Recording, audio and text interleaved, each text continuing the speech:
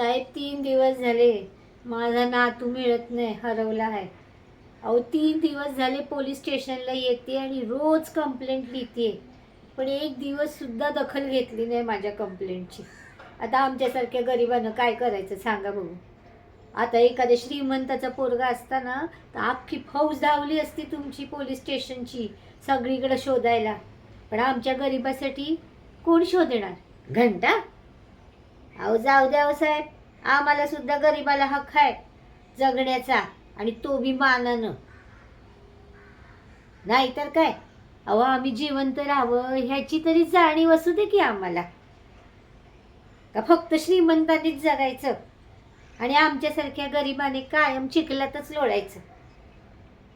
आई शपथ साहेब, तुम्हाला सांगून ठेवते, जर माझा नातू नाही ना मिळाला, अख्ख्या पोलीस ठाण्याला आग लावीन. हा शब्द आहे या गंगूचा.